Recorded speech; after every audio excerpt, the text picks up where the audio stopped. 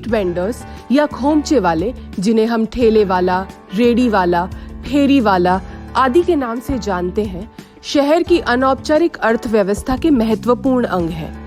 ये लोग हमारे घरों तक सस्ते दरों पर आवश्यक सामान लाने और सेवाएं उपलब्ध कराने में महत्वपूर्ण भूमिका अदा करते हैं। कोविड-19 के कारण लगाए गए लॉकडाउन के दौरान उनकी आजीविका पर बुरा प्रभाव पड़ा है। वो सामान्यतः थोड़ी पूंजी के साथ काम करते हैं, जो लॉकडाउन के दौरान संभवतः समाप्त हो चुकी है। इसीलिए स्ट्रीट वेंडर्स को फिर से काम शुरू करने के लिए वर्किंग कैपिटल हेतु ऋण की आवश्यकता है। स्ट्रीट वेंडर्स की तत्काल आवश्यकता को पहचानते हुए आवासन और शहरी कार्य मंत्रालय ने 1 जून 2020 को पीएम स्वनिधि यानी PM street vendors Atmanirbhar Nidhi street vendors के लिए एक विशेष माइक्रो क्रेडिट की सुविधा शुरू की है। ये केंद्र सरकार की योजना है और इसकी अवधि 31 मार्च 2022 तक है। इस योजना के 3 प्रमुख उद्देश्य हैं। पहला उद्देश्य 1 वर्ष की अवधि के लिए 10,000 रुपए तक की राशि का ऋण प्रदान करना है। दूसरा, वेंडर्स को नियमित अदायगी के लिए प्रोत्साहित करना है। और तीसरा, कैशबैक के माध्यम से डिजिटल लेन देन को पुरस्कृत कर प्रोत्साहित करना है। ये योजना राज्यों या संघ राज्य क्षेत्र के उन सभी शहरों कस्बों में लागू की जाएगी जहां पथ विक्रेता अधिनियम 2014 के अंतर्गत नियमावली एवं योजनाएं अधिसूचित कर दी गई हैं, एवं मेघालय राज्य, जिसका अपना स्ट्रीट वेंडर्स अधिनियम है, इसमें शामिल है। पीएम स्वनिधि के अंतर्गत ऋण लेने पर किसी सिक्योरिटी या जमानत की आवश्यकता नहीं है। नियमित ऋण अदायगी पर 7% की दर से ब्याज सब्सिडी तिमाही आधार पर डायरेक्ट बेनिफिट ट्रांसफर के माध्यम से सीधे स्ट्रीट वेंडर्स के खाते में जमा हो जाएगी। ब्याज सब्सिडी मार्च 2022 तक उपलब्ध होगी। ऋण के समय से पहले अदायगी पर किसी भी तरह का जुर्माना नहीं लिया जाएगा। समय पर या समय से पहले ऋण अदायगी पर स्ट्रीट वेंडर्स को अगली बार बड़ी राशि का ऋण मिल सकता है। डिजिटल इंडिया की दिशा में बढ़ते हुए इस योजना में डिजिटल लेन देन को विशेष रूप से प्रोत्साहित किया जा रहा है। वेंडर द्वारा 1 माह में 25 रुपए या उससे अधिक राशि के 50 लेन देन करने पर वो 50 रुपए का कैशबैक प्राप्त करेगा। उसी माह में अगली 50 लेन देन करने के लिए उसे 25 रुपए का अतिरिक्त कैशबैक दिया जाएगा। अतिरिक्त 100 या उससे अधिक लेन देन करने पर वो फिर से 25 रुपए प्राप्त करेगा।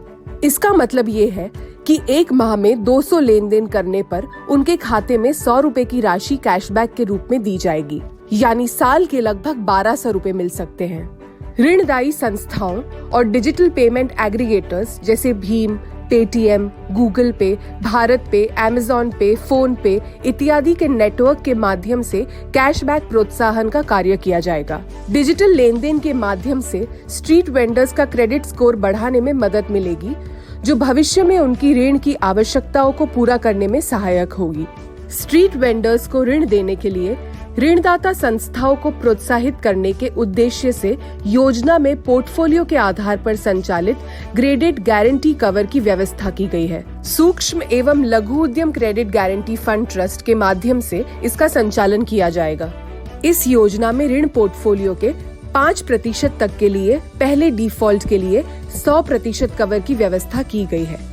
दूसरी बार 5% से अधिक और 15% तक के नुकसान का 75% भी कवर किया जाएगा। अधिकतम गारंटी कवर वार्षिक पोर्टफोलियो का 15% होगा। इसके लिए ऋणदाता संस्थाएं तिमाही आधार पर अपने दावे प्रस्तुत कर सकती है। इस योजना का कार्यान्वयन मंत्रालय द्वारा विकसित मोबाइल ऐप और इंटीग्रेटेड आईटी प्लेटफॉर्म के माध्यम से किया जाएगा।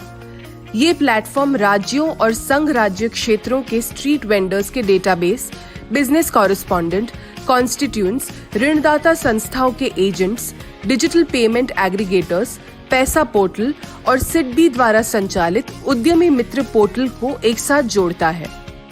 अब इस बात को समझते हैं कि इस योजना के लाभार्थियों की पात्रता क्या है। 24 मार्च 2020 तक या इससे पहले शहरों में वेंडिंग करने वाले वेंडर्स इस योजना का लाभ ले सकते हैं। इसमें आसपास के गांव से शहर में आकर वेंडिंग करने वाले वेंडर्स भी शामिल हैं। ये योजना सभी लाभार्थी स्ट्रीट वेंडर्स को 4 श्रेणियों में कवर करती है।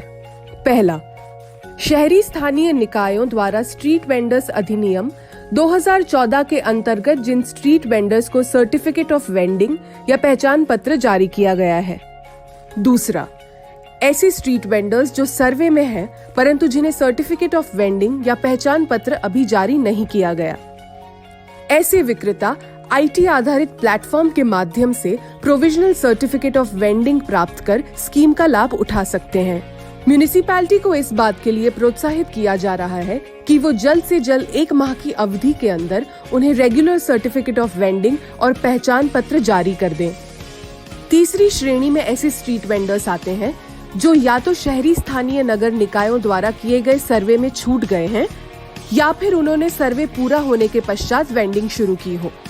और चौथी श्रेणी में ऐसे पथ विक्रेता आते हैं जो आसपास के ग्रामीण क्षेत्रों से आकर शहरों में वेंडिंग का काम करते हैं। तीसरी और चौथी श्रेणी के अंतर्गत शामिल किए गए वेंडर्स को स्थानीय नगर निकाय यानी टाउन वेंडिंग कमेटी द्वारा लेटर ऑफ रिकमेंडेशन दिया जाएगा। लेटर ऑफ रिकमेंडेशन निम्नलिखित दस्तावेजों के आधार पर जारी किया जा सकता है। कोविड-19 लॉकडाउन की अवधि के दौरान अगर किसी राज्य या संघ राज्य क्षेत्रों द्वारा कोई सहायता राशि प्रदान की गई हो तो उसका प्रमाण। 2, जिसका लोन एप्लीकेशन बैंक या MFI ने PM स्वनिधि पोर्टल पर रेकमेंड करके भेजा गया हो। 3, यदि उसके पास किसी वेंडर एसोसिएशन जैसे नासवी या नेशनल हॉकर्स फेडरेशन या सेवा आदि की सदस्यता का प्रमाण हो। 4, वेंडिंग के दावे का समर्थन में कोई चालान, पर्ची, अन्य दस्तावेज इत्यादि। 5, वेंडर सादे कागज पर एप्लीकेशन भी दे सकता है जिस पर ULB स्वयं सहायता समूह और सामुदायिक संस्थाओं की मदद से लोकल इंक्वायरी करवाकर उसकी सही पाने पर लेटर ऑफ रिकमेंडेशन जारी कर सकती है। अब हम समझते हैं कि वेंडर्स ऋण कैसे प्राप्त कर सकते हैं। प्रधानमंत्री स्वनिधि के तहत ऋण प्रदान करने के लिए विभिन्न प्रकार के ऋणदाताओं को नामांकित किया गया है। इसमें scheduled commercial banks, regional rural banks, small finance banks, cooperative banks, non banking finance companies, micro finance institutions और SHG बैंक शामिल हैं। ऋणदायी संस्थाएं स्कीम को अधिक से अधिक लाभार्थियों तक पहुंचाने के लिए बिजनेस कॉरेस्पॉन्डेंट्स, कॉन्स्टिट्यूएंट्स या एजेंटों आदि फील्ड फंक्शनरीज को शामिल करेंगी। उन राज्यों में जहां MFI सक्रिय नहीं है, वहां स्ट्रीट वेंडर्स के ऋण आवेदन एकत्रित करने और उनकी प्रक्रिया में उनकी सहायता के लिए SHG और उनके संघों के मजबूत नेटवर्क का उपयोग किया जा सकता है। ऐसे राज्य SHG के लिए एक उपयुक्त प्रोत्साहन प्रक्रिया तैयार कर सकते हैं। विभिन्न ऋण प्रदाता संस्थाओं के ब्याज दर अलग अलग हो सकते हैं। Scheduled commercial banks, RRBs, SFBs, cooperative banks की ब्याज दरें उनकी प्रचलित दरों के आधार पर होगी। NBFC, NBFC MFI आदि के मामले में ब्याज दर RBI के दिशा निर्देशों के अनुसार होगी। गैर NBFC MFI जो RBI दिशा निर्देशों में शामिल ना हो, उस स्थिति में स्कीम के तहत ब्याज दरें NBFC MFI के लिए मौजूदा RBI दिशा निर्देशों के अनुसार लागू होंगी। समय से भुगतान और डिजिटल लेन-देन के फायदे को आसानी से इस तरह से समझा जा सकता है।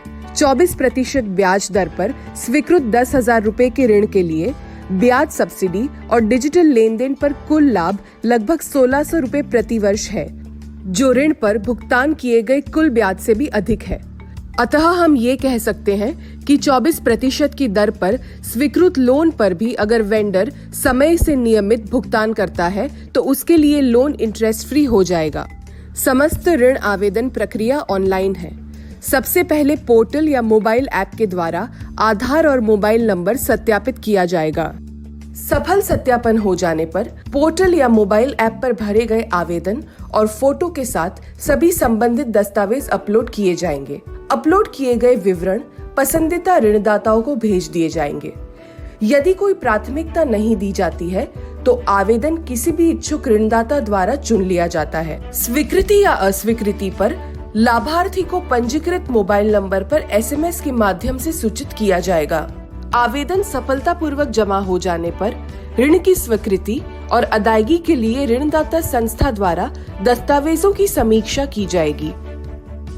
बेहतर ऋण अदायगी रिकॉर्ड को ध्यान में रखते हुए ऋणदाता संस्थाएं जॉइंट लायबिलिटी को प्राथमिकता देते हैं। इसीलिए शहरी स्थानीय निकाय CIG यानी कॉमन इंटरेस्ट ग्रुप के गठन को प्रोत्साहित करते हैं, जिन्हें JLG में परिवर्तित किया जा सकता है। ULB द्वारा ऋणदाता संस्थाओं के साथ कॉमन इंटरेस्ट ग्रुप की सूची एवं ऋणदाता संस्था संबंधित ULB के साथ पात्र JLG की सूची का आदान प्रदान किया जाएगा। सभी हितधारकों का समुचित क्षमता निर्माण योजना का एक महत्वपूर्ण हिस्सा है। नगर निकाय विभिन्न माध्यमों जैसे कि होर्डिंग्स, लोकल रेडियो, टीवी चैनलों द्वारा प्रचार प्रसार करेंगे और डिजिटल माध्यमों जैसे फेसबुक, ट्विटर, यूट्यूब, व्हाट्सएप आदि का उपयोग कर अधिक से अधिक लाभार्थियों तक पहुंचने का प्रयास करेंगे। साथ ही ई-कॉमर्स को बढ़ावा देने के लिए वेंडर्स की क्षमता बढ़ाने के लिए एक रोड मैप भी तैयार करेंगे। स्कीम का कार्यान्वयन शुरू करने के लिए ULB द्वारा सभी हितधारकों की एक प्रारंभिक बैठक आयोजित की जाएगी। अब हम स्कीम के कार्यान्वयन और निगरानी संरचना जान लें। SIDBI स्कीम के संचालन के लिए मंत्रालय की कार्यान्वयन एजेंसी है। केंद्रीय स्तर पर संचालन समिति की अध्यक्षता सचिव, आवासन और शहरी कार्य मंत्रालय, भारत सरकार के द्वारा की जाएगी।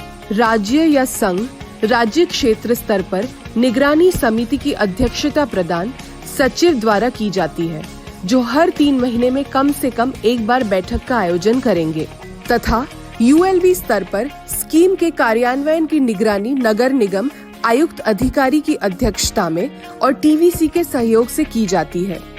ये एक समयबद्ध स्कीम है, अतः हम सभी को मिलकर स्ट्रीट वेंडर्स को आत्मनिर्भर बनाने की दिशा में काम करने की आवश्यकता है। इस स्कीम के बारे में और अधिक जानकारी के लिए कृपया www.pmswanidhi.moHUA.gov.in को देखें।